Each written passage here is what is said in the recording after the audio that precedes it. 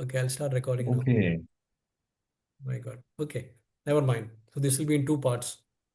So what we learn from here is that it is very important what we learn. These are all things we learned in our school in moral science, and to put it in practice by understanding the higher knowledge from scriptures, then we see that automatically we dovetail all our activities for Krishna consciousness. And let's hear what Srila Prabhupada has to say, the secret of sense control.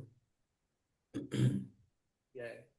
How can I learn to control the senses from being so overwhelmed by them?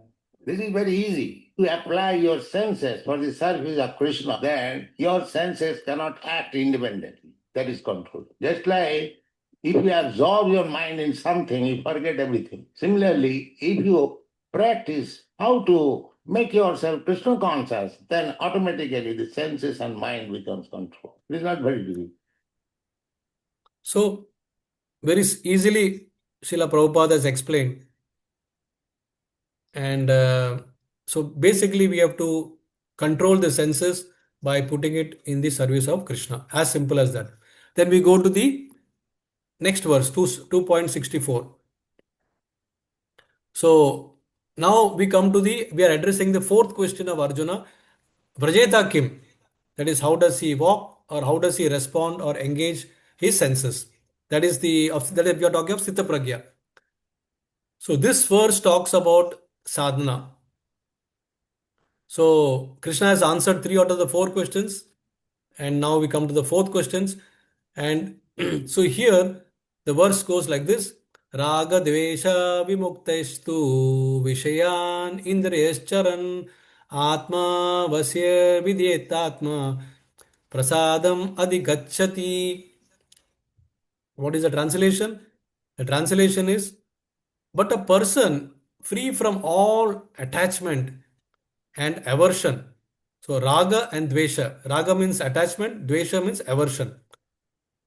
And able to control his senses through regulative principles. That is Vishayan Indriyas Charan, Atma Vashir, and Vidyatatma. Vidyatma is basically the principles of freedom. Then such a person will achieve prasadam adikachati. He'll obtain the complete mercy of the Lord. So basically here what Krishna is saying, okay, is that if we follow this practice of devotional service, then we achieve two things. One is purification and other one is determination. We shall shortly see what it means, but important thing is to understand there is a mention here is Vishayan Indriyas Charan. So Charan typically means something that keeps moving around. So what moves around? Indriyas. Indriyas is senses. So the senses keep moving around towards the sense objects. It always wants to enjoy the sense objects. So we must find a way to bring it under control. How? The answer given is Vidyatma. So Vidyatma is primarily, we have to get the higher taste. And this is available through scriptures. So when we get a higher taste, as we understood in 2.59, which we did few weeks ago, what was that verse? The main importance was param drishtva nivartate. Vishya vinivartante niraharasya dehina rasa varjam rasopyasa param drishtva nivartate. So by following scriptures, one automatically start getting higher taste. Now, for example, now we have assembled. We are in like a family. We are assembled. We are discussing from the scriptures, and in the process, something is going into our hearts. Something is going into our mind, and because it's Krishna who is giving this complete outline. So, if we take it seriously, then automatically we will be able to keep both raga and dvesha aside. Now, a Krishna conscious person apparently externally it may look as if he's doing similar things like a non-Krishna conscious person because he has to do some activities.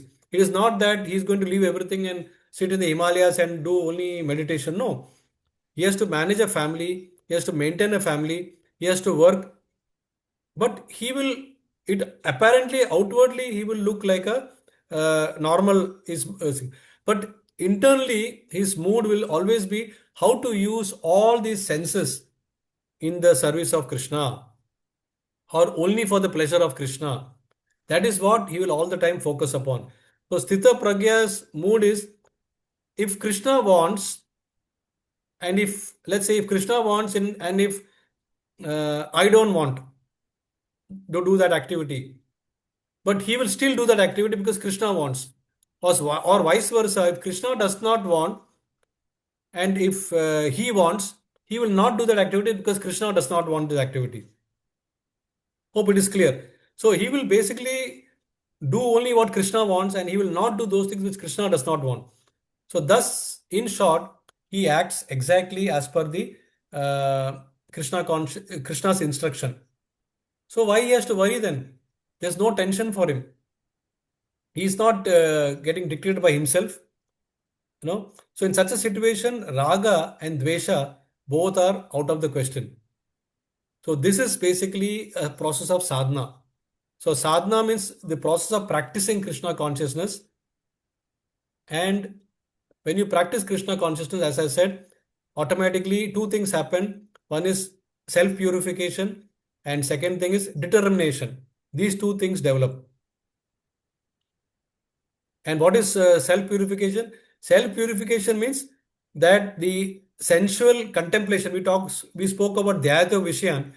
So the sensual contemplation stops immediately because you're purified. It doesn't allow it to go further. You're purified, the contemplation stops there itself. And determination means we want to stop sensual contemplation. You see the difference? I'm so determined that I don't want this particular thing to happen in my life. So I arrest it there itself. And because I'm purified, the sensual contemplation stops also automatically. So both these things happen when you do sadhana. So one may argue that, okay, but purification is long, long away. Where am I? Never mind. It might be infinite steps away. But we need to just take one step now. Right now, just take one step and leave everything to Krishna. That's most important, that because Krishna is seeing our mood, is seeing our attitude. Because the misery that we get in life, everybody gets miseries in life. This misery is not an enlightenment at all. No way we can say. But the mercy that we get from Krishna, that is an enlightenment. Misery is not an enlightenment. It's not the cause of enlightenment. But mercy is the cause of enlightenment. So therefore, when we get purity, the purity automatically, is the key to freedom from misery. When we have misery and then we work towards our purity, automatically, we are free from miseries also. So in short, the scriptures, when you read the scriptures, they allow you to choose. It gives you the freedom to choose, a proper definition for happiness. So it gives us the freedom to choose the right definition. It develops the association with devotees, and then the regulations which are there in Gita, plus whatever the acharyas are giving, all that has got a meaning. So we reclaim back our freedom to choose what exactly we want, and we understand the real definition of enjoyment. So this restraint, in short, is not a repression, but it is a roadway for real expression. That's how we should think about it. So the second learning we get out of this is that there is no need to renounce any activity. Just internally, synchronize your internal mood to Krishna's desires. That's it. Automatically, that is sadhana. Just synchronize your desires to Krishna's desires. Then automatically we get dovetail, our activities get dovetail, and then they get purified, and then the self-determination also comes to follow Krishna consciousness. Okay, we move on to verse number 65. So we have already got the prasade we got in the previous verse, that is Krishna's mercy. So now Krishna talks here in 65. What happens after such a person receives this prasad? Prasade sarva dukkhanam hanirasyupajayate prasanna chetoso hi ashu buddhi Vasishtate. So, what is the translation? For one, thus satisfied in Krishna consciousness, the threefold miseries of material existence no longer exist. In such satisfied consciousness, one's intelligence is soon well established. So, here, by following this sadhana, you get mercy of the Lord, and by getting the mercy of the Lord, we are resulting into fixed intelligence. That is the mercy again that is continuing. So, this is a beautiful way to understand, Sarva, Sarva Dukhanam Hanir. Sarva Dukhanam Hanir means what? All the miseries of life go away, and such a person becomes joyful. He becomes, the intelligence also becomes fixed.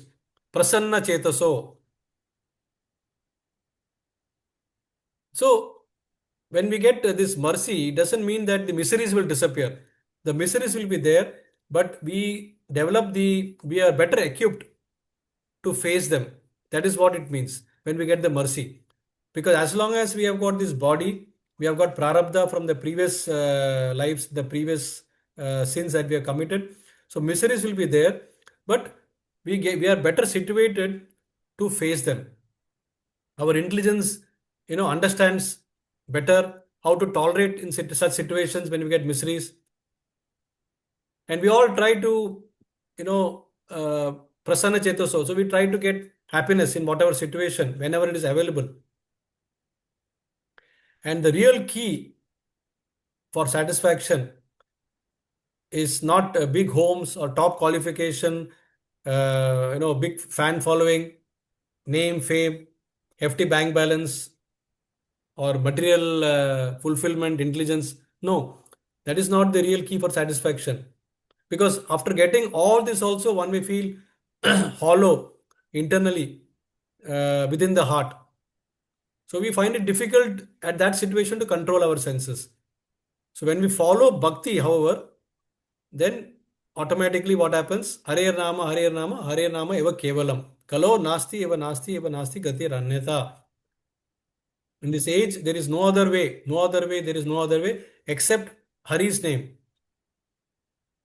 So by practicing bhakti, we find the lost child in the Kumbh Mela finds back his father.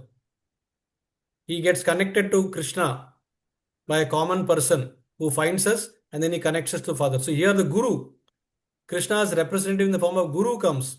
When we chant sincerely, Guru comes in our life and then he connects us to Krishna.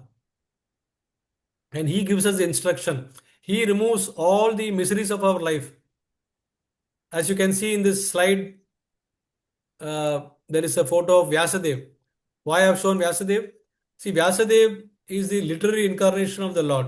He compiled so many scriptures, Puranas, Itihas, various scriptures, Aranyas. But somehow, after compiling everything, he was very morose until his guru, Narad Muni came.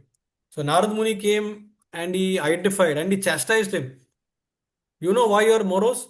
He said, because you have not glorified the Lord. You have only explained Dharma, Artha, Kama in all your literatures.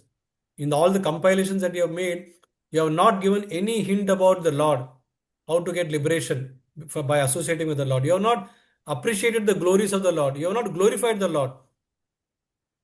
So then Vyasadeva got the hint, and that is when Srimad Bhagavatam was compiled by him. So Srimad Bhagavatam is one of the final scriptures compiled by Vyasadeva, which talks about the glories of Lord. After that, he was very happy.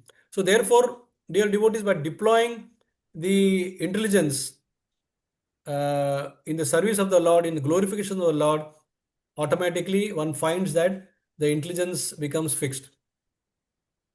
So these rules and regulations which are mentioned sometimes, or which are given by the acharyas, like the 4 regulative principles that Prabhupada gives, like no meat eating, no gambling, no intoxication, no illicit sex, etc. these are often seen initially as a restriction, but these are not restriction, these are protection. Like you can say in a building there is a compound wall. Can we call the compound wall as a restriction? No, it is a protection for our safe stay so that we can be safe at home. So similarly, we need to regulate ourselves, we need to protect ourselves, we need to protect our senses, and for that, these things are very, very important. How, and Guru will always test in our life to see how we are situated also if we get Guru in our life. There is an example of Janaka Maharaj.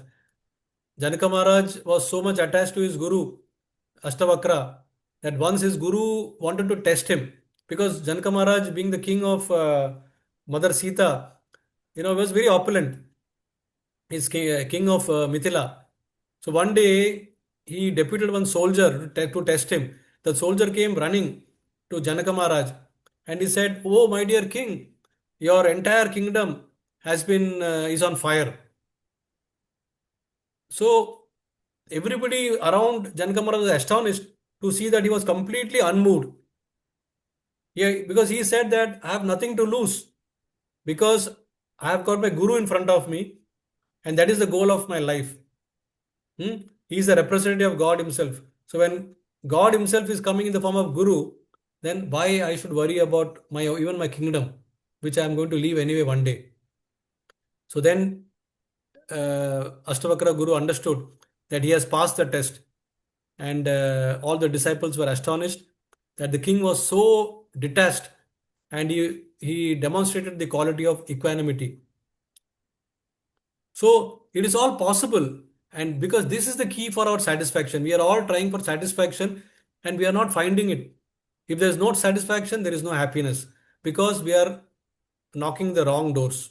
We are knocking at things which are temporary and nothing will last long. So, therefore, the learning is a compound wall is more of a protection than restriction. It allows us to be safely at home. Similarly, we have to regulate our senses for protection. So, this 64 and 65 verses summary. This is once we are free from raga and dvesh, then we are able to control the senses by following the regulative principles properly. And only when we follow the regulative principles properly, we receive the mercy of the Lord. And when we receive the mercy of the Lord, we get freedom from threefold miseries. We are right now on threefold miseries: Adi Devik, Adhyatmik, and Adi Bhautik. Adi Devik are the miseries inflicted upon us by the demigods in the form of earthquake, tsunami, volcano, calamities, all those things, whatever you can think of, COVID. Then there is Adhyatmik. Adhyatmik are the miseries inflicted upon us by our own self, by our mind.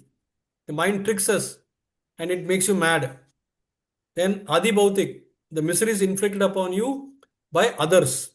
So many people, even the mosquito can inflict misery upon you. So we can cross this by obtaining the mercy of the Lord, and all this will be possible. Then the intelligence is supposed to be, when the intelligence is supposed to be well established. That is the Sthita-Prajna. So that is how he responds and engages. So this is coming with a man with a higher taste. That means Param Drishtva Nivartate. And he follows the rules and regulations. Okay. So there are two learnings. One is 4 regulative principles are like compound wall for protection and not for restriction. And wisdom means knowing the difference. See, this is a real beautiful definition. Wisdom means knowing the difference between virtue and vice. You cultivate the virtue and you curb the vice. The vice may not give up the vice, but the vice may give up the vice. So profound, isn't it? Okay, then we go to verse number 66. So what is the outcome? Now see, Krishna has explained all the benefits of being Krishna conscious. Being Krishna conscious means mat paraha, that is connected to Krishna, always thinking of Krishna. So now what happens if you are not? We should know that also.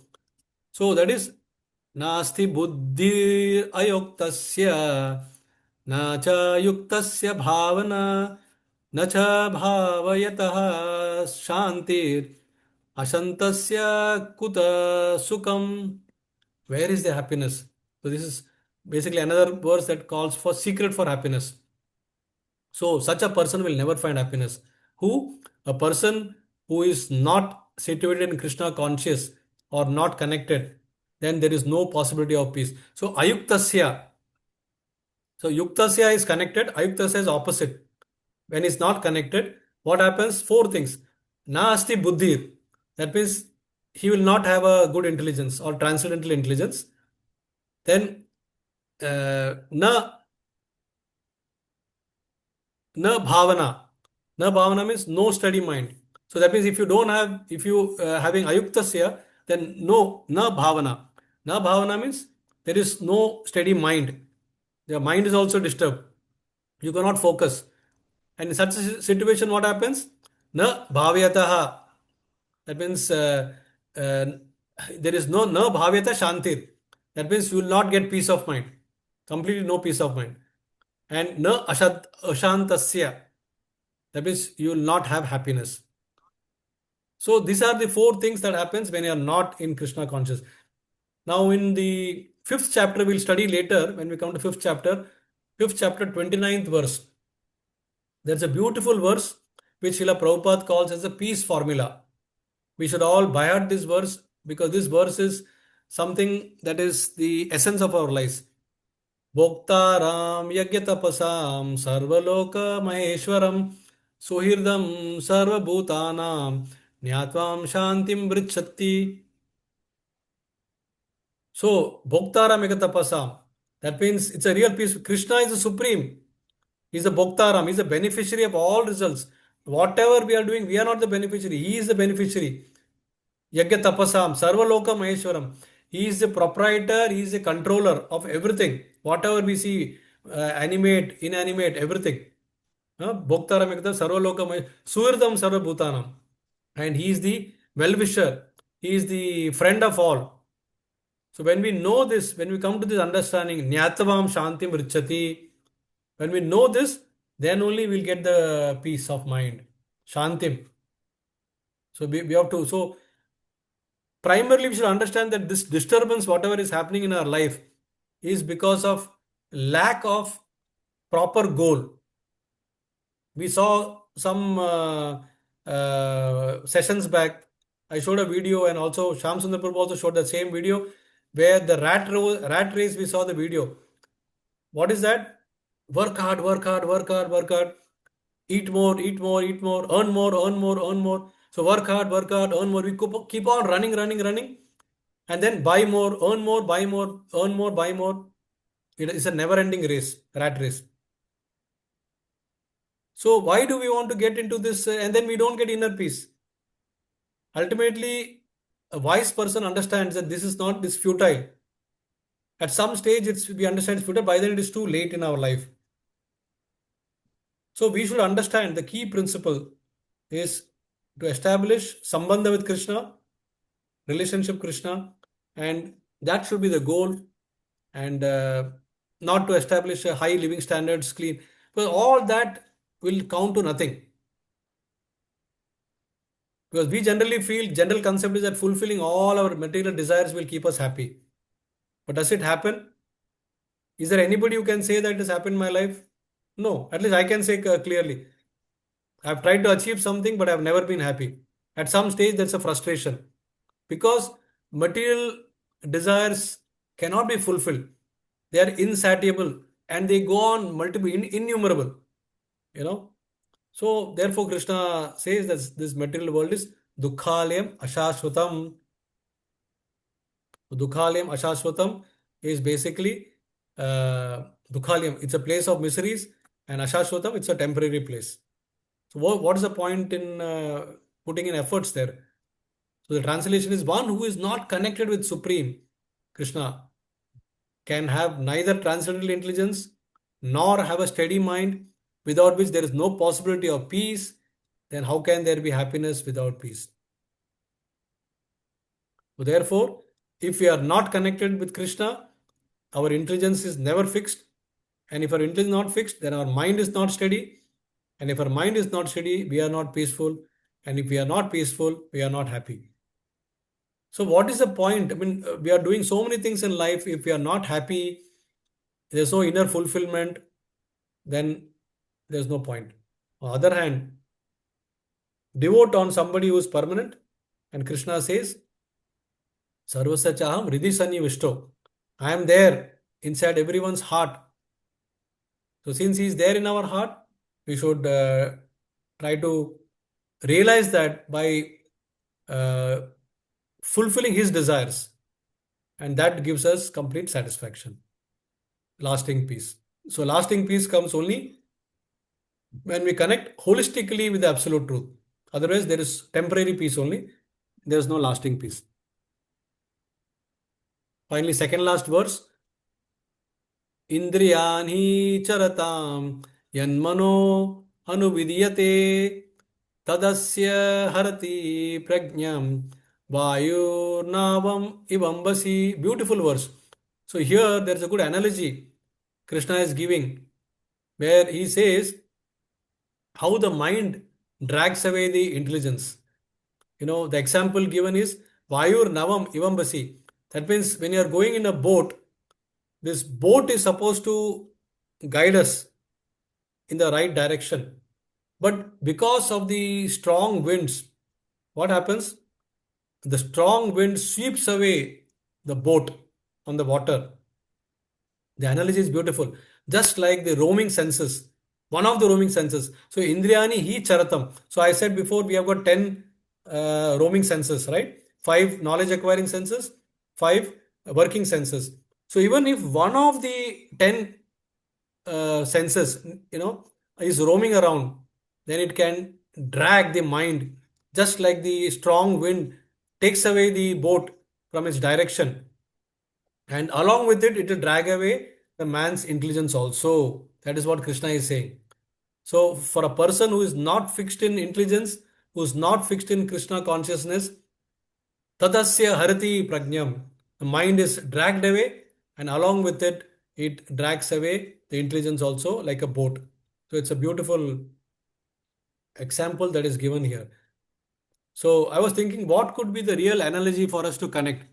And I thought of this example which came to my mind, and I'm sure each one of us will be able to connect to this because once upon a time in my childhood or in my youth also, I was a big Bollywood fan. Now I'm not, I must say. But now let's say, suppose in some situation I'm sitting and I'm doing my work. Suddenly, one vehicle goes outside the house playing loud music, and this loud music happens to be a particular song which coincidentally was one of the favorite songs of mine in my childhood. Then what happens? The mind still starts muttering that song, even though you have come a long way, more than 30 years away. But the moment I hear maybe some melody of 1970s, the mind will immediately pull me 30 years behind, 30, 35 years behind. And I'll start remembering that song. Oh, and at that time I was at this age, I had these friends, I had these neighborhoods, I was playing. All that, the mind will suddenly take you out. And then, we'll start. So, this is basically what the mind does. It's a trick. And along with the mind, it drags the intelligence also, if the intelligence is not fixed. But if the intelligence is fixed on Krishna consciousness, I can, even if I hear some songs, somehow it will not, I cannot, pay attention to it now. I mean, I will not be following the song anymore. So that is the change, transformation that happens. Otherwise, it's very easy for each one of us. So therefore, unless each and every sense is engaged in the service of Krishna, not just one sense, each and every sense has to be fixed. The devotee will get easily swayed like the boat, it will get deviated. So therefore, the best example that comes to mind is Ambarish Maharaj. Ambarish Maharaj engaged is one example who engaged all his senses in the service of the Lord. Savai Mana Krishna Pada. That means he engaged his mind on the lotus feet of Lord Krishna. He engaged his vacha, words, in describing the abode of the Lord. He engaged his hand in cleansing the temple of the Lord. He engaged his ears in hearing the pastimes of the Lord. He engaged his eyes in seeing the form of the Lord. He engaged his body in touching the lotus feet in touching the body of the devotee. The entire he was devoted. His nostrils was used for smelling the fragrance of the flowers. And similarly, his taste or tongue was utilized for tasting Krishna Prasadam or the Tulsi leaves. His legs was utilized to travel to the holy place where there are pure devotees or temples around. His head was used to offer obeisance to the pure devotees of the Lord. So, in this way, each and every sense was properly put into action and services. So, these qualifications made him fit to be a Matpara devotee of the Lord. That means, Matpara is completely connected to the Lord. So, at the end of the day, we should know that this body is not, we are not the proprietor of the body. Somebody else is the proprietor. Lord is a proprietor. We are like, a tenant. On a borrowed time, we are staying in this apartment. We are not the owner of this apartment. So, therefore, if we utilize all our senses in fulfilling the desires of the proprietor, then we stay connected to Krishna. So, where required, we have to be like tortoise, retract our senses, and this can be done through proper sadhana practice. And the next verse, that is verse number 68, last verse of the day, this talks about what is sadhana and sadhaka. It talks about sadhana and sadhaka. Tasmadyasya mahabhavo nigrihitani sarvashah indriyatebhyas tasya prajna pratishtha. Therefore, O mighty armed, one whose senses are restrained from the objects is certainly of steady intelligence. So basically talks about the controller of the senses who's fixed in intelligence. Tasmad yasya mahabhav. Tasmad means therefore. That means Krishna has explained all the previous things. And then he says, therefore, this person, O Mahabhav, this person means somebody who is nirgitani sarvasa. That means who can really curb the sense gratification. And O Mahabhava, so he is addressing Arjuna as Mahabhava, means O mighty armed person. Why is he saying that? Because you are a mighty armed person, you have conquered the enemies. So what is the difficulty for you to conquer the senses? Conquer all your senses, go all out and be strong enough. So Prabhupada says in the purport that the senses naturally wants to be satisfied or gratified upon seeing some sense object. But the person who is in Krishna conscious, he is always, for him it is always easy. For other person, it is not going to be easy because he gets immediately trapped by the sense objects. So a Krishna conscious person may appear to do the similar work like a normal person, like how you can see in this example of cat. The cat is carrying a kitten, a cat is carrying, catching a rat also. Action remains the same, but one represents the action of love, care, and protection, that is carrying its own kitten. Other one represents the action of fear and death. So the action externally looks the same, but the intention is different. That is the difference between a Krishna conscious person and a non-Krishna conscious person. So that is what a sadhaka is expected to do. He executes various instructions of his spiritual master and he tries to become a Sthita-Prajna. It is not an overnight activity. It is done by practice over a period of time. Sometimes it takes one lifetime, sometimes several lifetimes, but ultimately it needs the guidance under a spiritual master.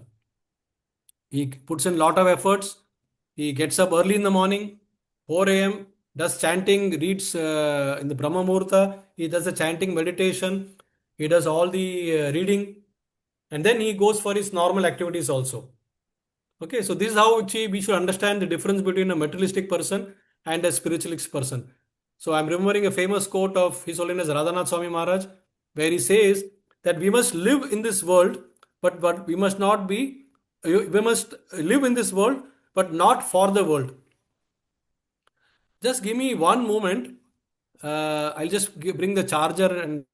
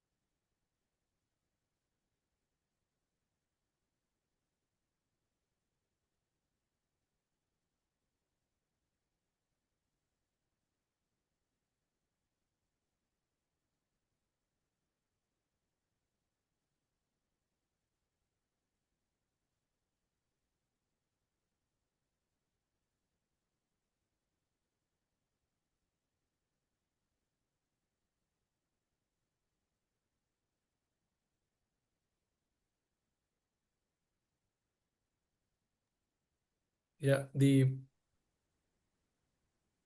my PC was running out of charge, so I had to grab the charger and okay. So I was mentioning about the quote of His Holiness Radhanath Swami Maharaj. So this is a very profound statement. We must live in this world, but we must not live for the world. No. So this because the more we live for the world, that is for the satisfaction of the world, etc., then we are going away from our own self. And therefore, Bhakti Yoga is a right solution. It gives an integrated, I would say, spiritual solution to this kind of situation because it does not require rejecting the world, but it is basically how we can re envision it. That means utilize the best use of the bad bargain, as they say. So the world is seen not basically it's not seen as an arena of sense gratification, but it is seen as an arena for devotional contribution. So that is how we can understand this whole practice of sadhana. Okay. So in other words, the lesson is that life of a spiritual seeker, that is, we are all spiritual seekers, is like the life of a warrior. See, warrior goes to defend and conquer. So our job is to defend the territory of consciousness. That is the real purpose of our life against the forces of illusion. Instead of getting trapped by the force of illusion, we have to go and conquer and defend the territory of consciousness. So, in summary, I remembered this beautiful verse from Srimad Bhagavatam. This ideally describes the Sthita-Prajna, 10th canto, 14th chapter, 8th verse. तत्तेऽनुकम्पं सुसमीक्षमानो भुञ्जानु एवात्मकृतं विपाकं हृद्वाकवपुर्भिर्विदधन् नमस्ते जीवेत यो मुक्त मुक्तिपदे स दयाभाक्. My dear Lord, one who earnestly waits for you to bestow your costless mercy upon him, all the while patiently suffering the reactions of his past misdeeds and offering you respectful obeisances with his heart, words, and body, is surely eligible for liberation, for it has become his rightful claim. So, rightful claim means what? Just as a rich person's son, this Sridhar Swami says in the commentary, a rich person's son doesn't have to do anything to inherit his father's property. He has to just stay alive. So, similarly, here a person who is completely surrendered to the Lord has to just patiently understand why he is suffering the reactions and continue his pouring his love for the Lord by offering respectful obeisances. Automatically he'll be bestowed with all the mercy that will come through. That is what costless mercy will fall upon him. So Sthita-Prajna is the one, he accepts everything, happiness and distress as Krishna's mercy. He is free from attachment, fear, and anger. He is always fixed on service of Krishna. Successful or not, both results are offered to Krishna as mercy. He is a person of steady wisdom and determination. I am ending here. Sorry, I somehow could not finish it on time despite my best endeavor. And now we'll have a quick fun time of quiz. And then if there is time, we can do some reflection if there is time. And then if anybody has got any questions, we can take that also. All right. So shall we go for the quiz questions? Can I see the raise of hands? Is everybody there?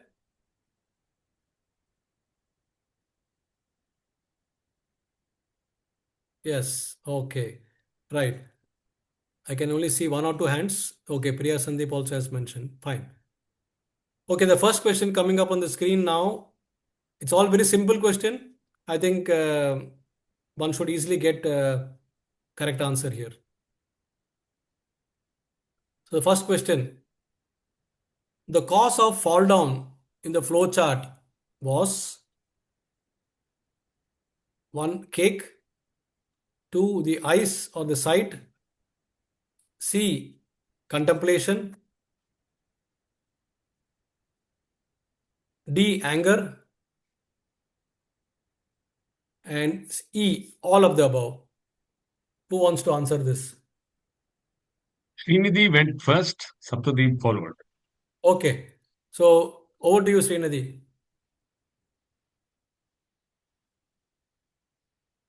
Yes, unmute and you can answer. Srinidhi? Is Srinidhi there? I can't see her. She's Hey, there. Bhuvanidhi. She's on Bhuvanidhi or mute. no, Bhuvanidhi or Srinidhi? Sorry, Bhuvanidhi. Ah, Bhuvanidhi. okay, I because made a Srinidhi is mistake. not there today because her sister got married, I think, yesterday. So she may Okay, not. okay. With Bhuvanidhi. Bhuvanidhi. Okay. Please go ahead, Bhuvanidhi. Hare Krishna. Hare Krishna, Prabhuji. Prabhuji, the first cause of all fall down is sight, B, and rest of those things follows. B, I guess. Okay, so what you are saying is the sight or the eyes is the first cause of the fall down. Let's see what the answer is. Yes. The answer is C, contemplation. Because see, sight is not the fault. The sight can see the cake and the sight can offer the cake to Krishna also. The contemplation comes when you start thinking that I want to enjoy it. That is the problem with all of us. We want to enjoy. So the same cake can be thought about and offered to the Lord. So as we said today, we are not closing our eyes. We are not closing any of our senses. We want to keep everything open because eye is a knowledge acquiring sense. We cannot keep the eyes closed. We can see, but contemplation is what is in our control. We should put an end to contemplation in the wrong way. Okay, so Bhunidhi, got it? Yes, Prabhuji. Yes, Prabhuji. Right, right. Thank you. Never mind. Good attempt. Now we'll go to the next question. Anger is danger because it leads to delusion, bewilderment of memory, loss of intelligence, fall down or self-destruction, all of the above.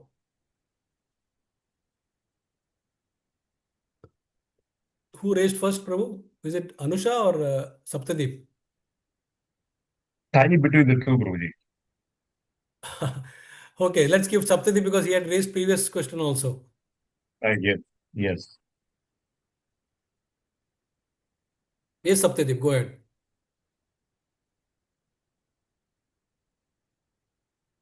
I can't hear you. You're on mute. Mute. You have to unmute yourself. Yeah. Now he's Yes. Hare Krishna Prabhuji, Dhanavad Pranam. Pranam.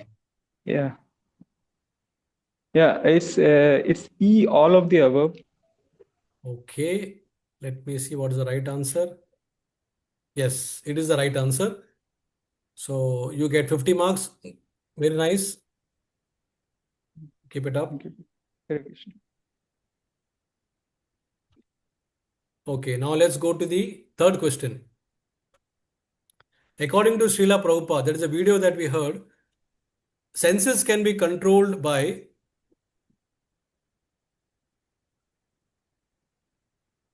employing them in the service of Krishna, employing them in regular household activities, becoming a good citizen of the nation, renouncing material activities, none of the above.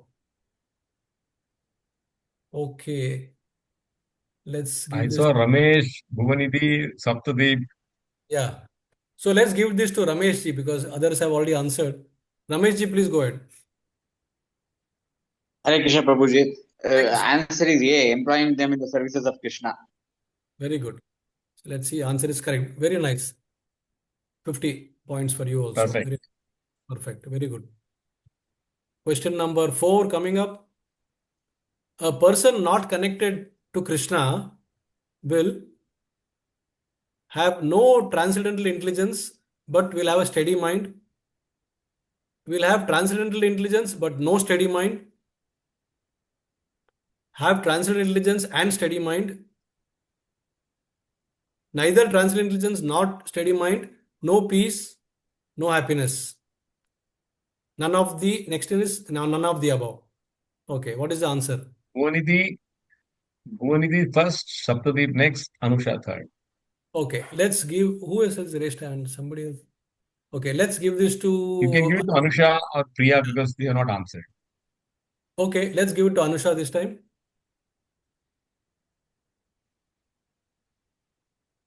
Yes, D. Anusha. Sorry? It's D. B. B for Bombay? D for Delhi. D for Delhi.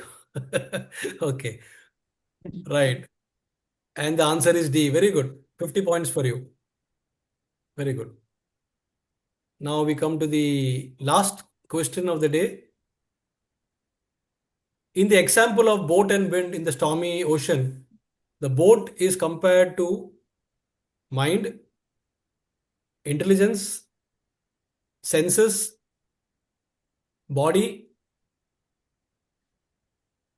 all of the above. Who wants to take it? No answer, no hands raised so far. In the No hands example, raised. nobody has raised, no? No. In the example of boat and wind in the stormy ocean, boat is compared to the mind, intelligence, senses, body, and all of the above.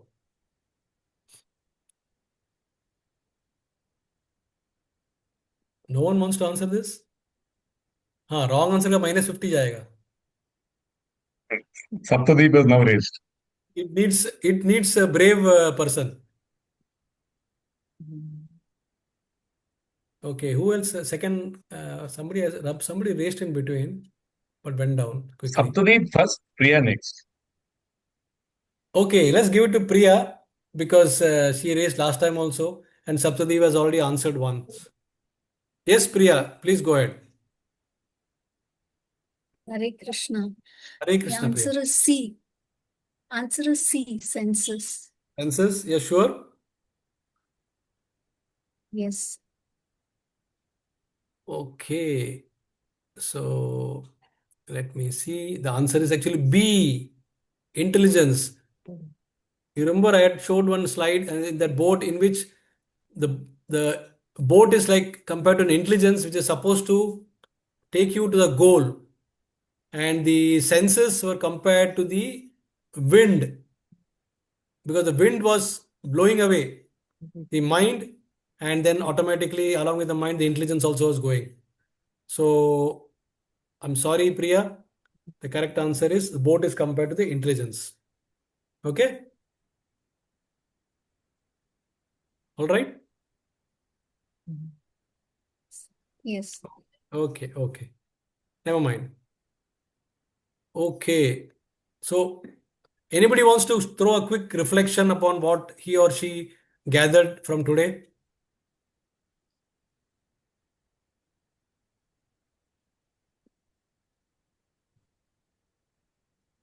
Yes, Saptadeep, go ahead. Yeah, Hare Krishna Prabhuji, Dhanavad Pranam. Yeah, the one quick thing which I want to reflect is that regarding arresting our senses at the contemplation part. Very good. Yeah, which we use it through purification and determination by Yeah. determining ourselves in our sadhana, following the four regulative principles and chanting and everything. And in that process, I think purification also happens.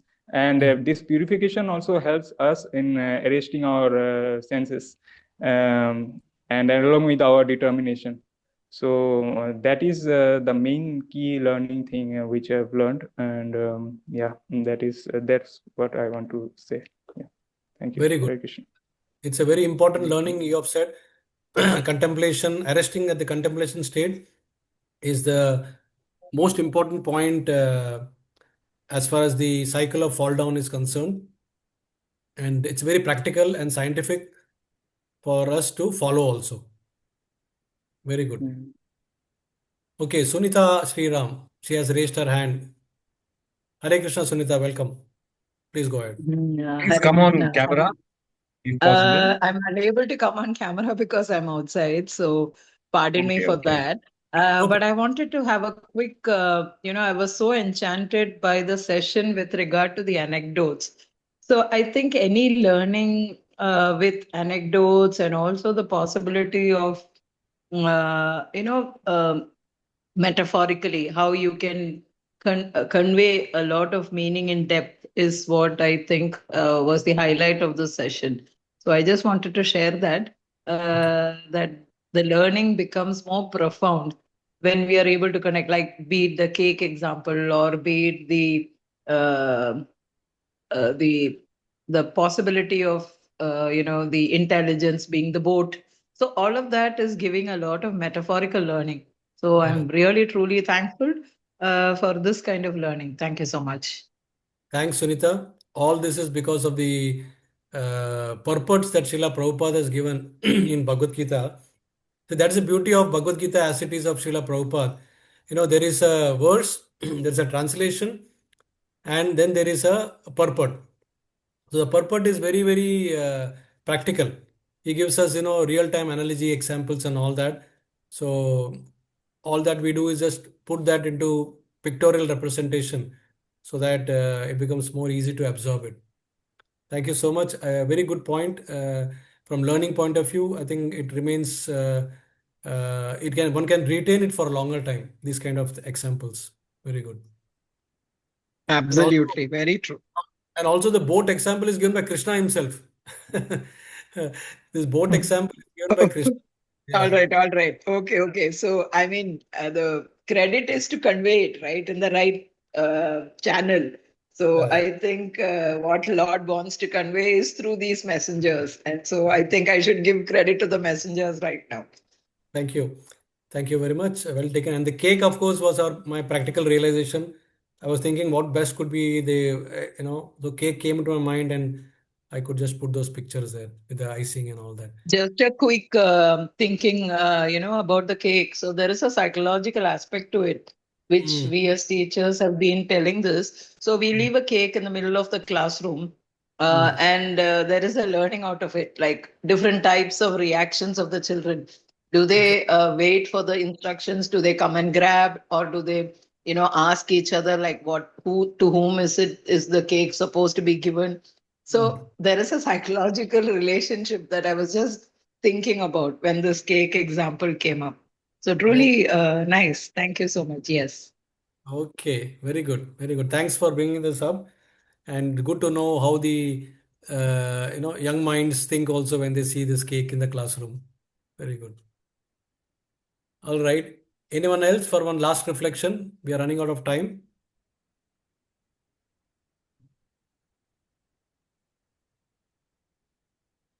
Okay. So I think we can, if there are no further reflections, and unless there is any question, specific question, if it is very much pressing, they can ask. Otherwise, we can conclude the session. So, does anybody have anything, or shall we conclude it? Saptadeep raised his hand again. Okay, Saptadeep, please go ahead.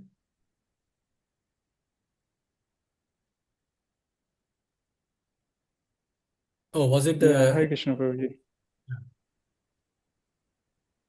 Yeah. So my question is, like you said, no, means that this movie example which you gave from your own experience, some movie song comes up, Bollywood songs. So in my case also, that is the thing. I mean, when the song comes up, just like in your stage, of course, you can quickly means stop contemplating.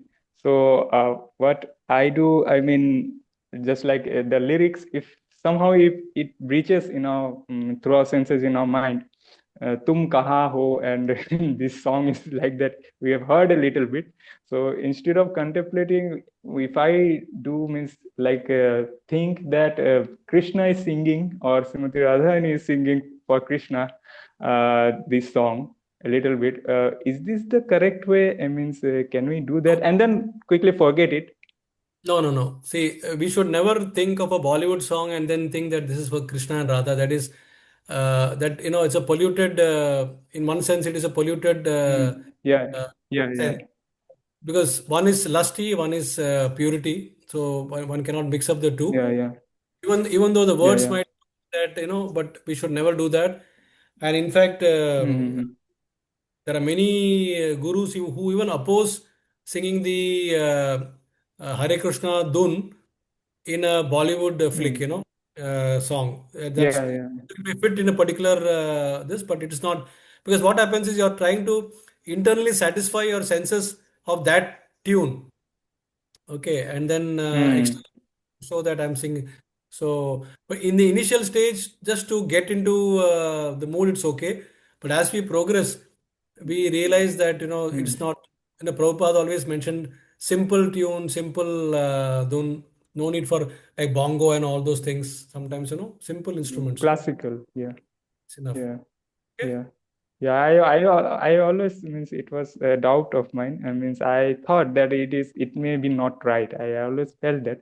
Thank you for giving this provision. Thank you so much. Hare Krishna. Okay, then we will end the session here. Thank you once again, everyone. Apologies, somehow it has got stretched. I don't know, each time I am trying to, we come with an intention of closing it on time, it doesn't happen.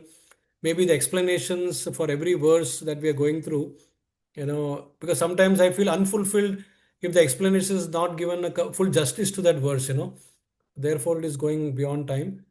But I'm sorry, it's a challenge. No doubt, it's a challenge. I'm realizing it's a challenge. Thank you all once again. So we'll end the session now, and we'll meet again next Saturday for verse number 69 onwards by His Grace Shyam Sundar Prabhu. Okay, Hare Krishna. I'm stopping the screen Hare share, Krishna. and I'm also going to end the session now. Hare Krishna all. Thank you.